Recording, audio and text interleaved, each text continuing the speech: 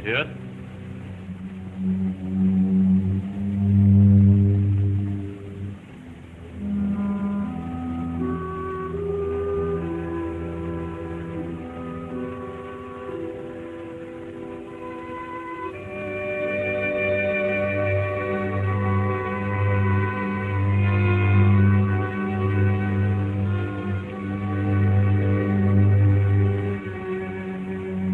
Gute Nacht.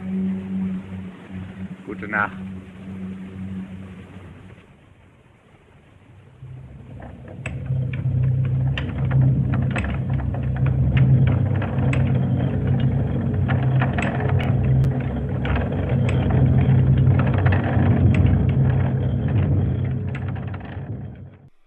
All right, so we're going to be talking about Vampyr from 1932.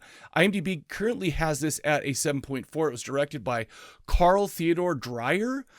He's got 22 directing credits. He's got 55 writing credits, but this is the only thing of his I've ever seen. I mean, he was born in 1896, and I don't really think he did a lot of other horror movies. In fact, I think that at the time, the reason he did this one is because it was right around the time that the Universal monsters were coming out, and he decided, hey, that's fashionable. Let's go make a vampire movie, and he did. A vampire movie unlike any other vampire movie that I've ever seen.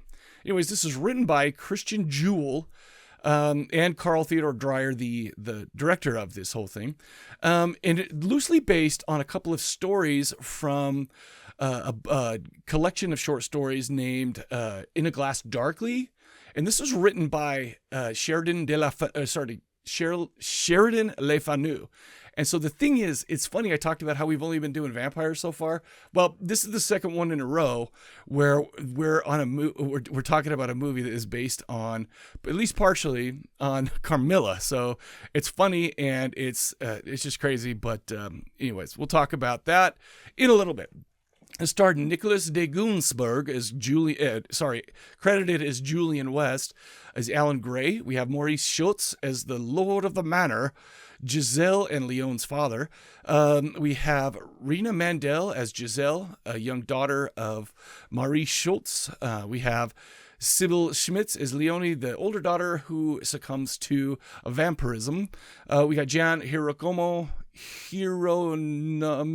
as the village doctor, and a couple of other people. And let's get into the plot, shall we? The film starts out we're following Alan Gray. Now, he's into the occult. We know that because there are title cards that give us this information. But he makes his way to a French village named Courtempier. To be honest with you, I'm not sure if he was going there because he knew he'd run into vampire action or what, or I don't even know the reason why he went there in the first place. And I'll talk about how bizarre this movie is, and the narrative it leaves a lot of loose ends and just a lot of like what's going on here. But we'll talk about that in depth a little bit more.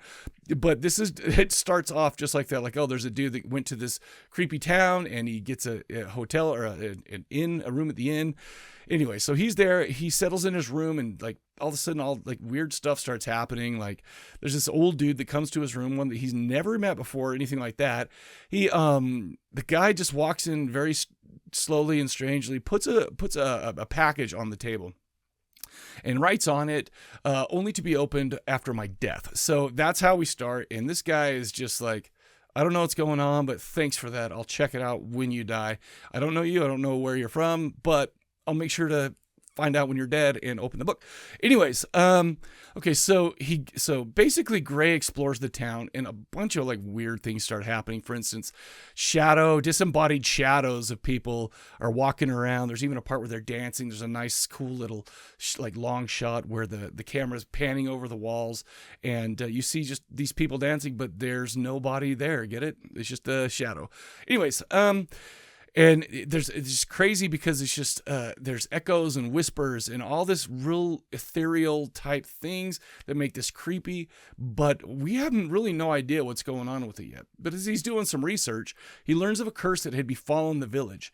He goes to investigate at the manor where two young women are seemingly being tormented by otherworldly forces. the master of the estate is the man who, it turns out he was the man who dropped off the package to Gray earlier in the movie. But we learned that it's a vampire that's causing damage to the young girls. The old man passes away, and the package that he left is a book about vampire lore, and which is good because that comes in very handy to the people at the estate. Anyways, it has some rules in it, but most importantly, the book outlines how to kill a vampire. Okay, so basically that's setting the story, and then we learn who the vampire is, who it's consorting with, and how to kill one from the book. So let's start with the look and feel of it. It definitely is dream state. In fact, this whole movie might be Gray's just dream.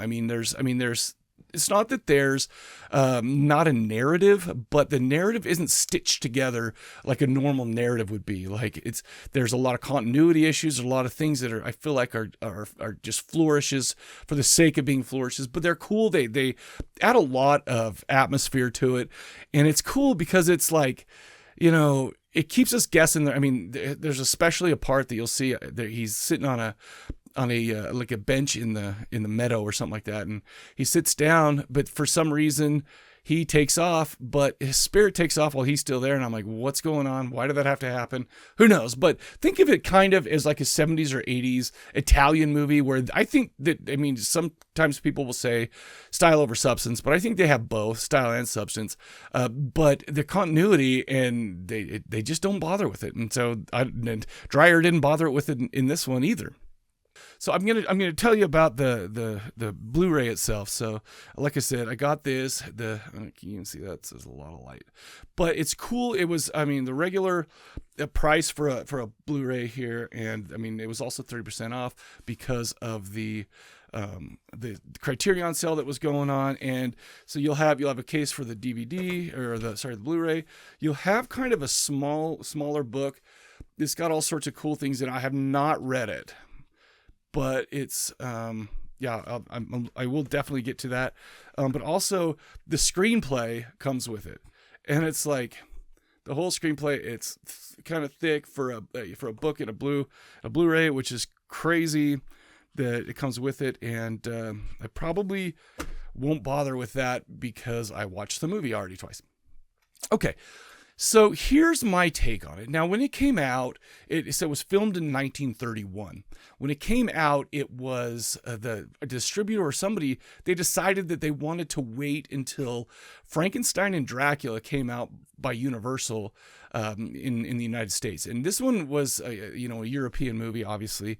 But so they said, oh, you know what? Maybe they were thinking potentially, hey, these movies are coming out and maybe it'll whet everybody's appetite. And so they'll be primed to watch this one. It'll be great. But the problem is it came out, and it turns out that there probably was some issues that those Universal movies just kind of plowed over it a little bit. Like to be honest with you, this doesn't really compare. First of all, it's a very different style of movie. Whereas Dracula and Frankenstein are just straight up narratives and that, but it really doesn't compare to it. The problem is this. So this was in a time when in Europe, especially, they were starting to make, movies with sound at it. And this is one of the first ones ever. And it's like, typically, you would go to England, you'd learn how to do it, and then shoot on sound stages there, right? Well, Dreyer was shooting on location everywhere. And so it was probably very difficult. This does have sound in it. You'll hear ambient sound, you'll hear sound effects. They even speak, not a ton though. And it's crazy because it doesn't quite look as good as the Universal Pictures do. And so I think that this may have been a lesser beloved movie back then. Now it's classic and all this stuff, but back then, because it's kind of in the middle, it has its foot in both the silent era filmmaking and in sound filmmaking, and it's kind of a bizarre mix of it. For instance, there's a lot of title cards, and you'll read it, and then the dialogue is so minimal, and it's really crazy. But the thing is that makes sense too, because what they did is they filmed all of the speaking parts in 3 different languages. So they would do one in English, they would do one in French, and they do a take in German. And so that's, I mean, so obviously, you know, in with that and not really having the technique, you know, perfected yet. So it was kind of a rough thing. And this looks like it's presented as like more like a, like a silent film as opposed to the newer black and whites from Universal. But the problem is this. Like, we have silent films from the 20s, like the Cabinet of Dr. Caligari and, of course, Nosferatu. And even though this had a lot of cool visuals, like especially with the shadows and there's, you know, very atmospheric, it just doesn't compare to that on that silent level. The problem is as well is it's not as high quality as the Universal movies. You could tell that that he lacked technique and you know, I mean, the movie's great. The you know, the story is wild and weird, and there's all sorts of weird stuff that'll happen, and you'll catch yourself going, what is happening? But it didn't quite look as good as the Universal movies at the time, and so that could have been another reason why it didn't do so well. Anyway, even after having said that, this is a totally unique movie, and I really liked it. And let's be real, Nosferatu and the Cabinet of Dr. Caligari, and even Frankenstein and Dracula from Universal Pictures, those are really high bars to set, right? So it may not have been as good as any of those by itself, but it was definitely still a good movie, and I liked it. But the narrative, it's told in a totally unconventional way, and I think that could probably put a lot of people off too, because like literally you'll be watching and things will happen. You'll be like, why did that happen? Most of the actors in this weren't even professional actors. In fact, the lead guy, Nicholas de Grunsburg, he was a fashion reporter, right? He's like, listen, I will help finance this movie if I can star in it. So that's how we got his acting. I don't know how much he did after this or anything like that. But there was one person who actually was a professional actress, and she needed to be, because this is talking about, oh shoot, what was her name? Sibylle Schmitz she was the daughter that had vampirism, and so there's one point where she just freaks you out with nothing but her facial expressions, and it's great. It's really cool to look at, and it's just like, it was like, well, you know, it was kind of like the whole time there's weirdness and there's, wow, that's cool, but there wasn't like any like, oh shoot, that's scary. And this is kind of what what she brought to this movie, is a little bit of the, oh no, here we go. And anyway, good movie. I loved it. The Blu-ray's great. I think another one of my favorite parts is after a while, after the old man dies and they pull out that book about vampires, there's some really cool lore, like vampire lore, and the story behind it, the ways you can kill it, kind of, you know, the rules. I mean, I've said it before that every vampire movie has a set of rules that they have to abide by in order to, you know, hey, what are the rules in this one? Can it go out in the sun? Can it not? Blah, blah, blah, that kind of stuff. And this was really cool. And I enjoyed that, especially in the second half of the movie where we got a lot of that kind of stuff.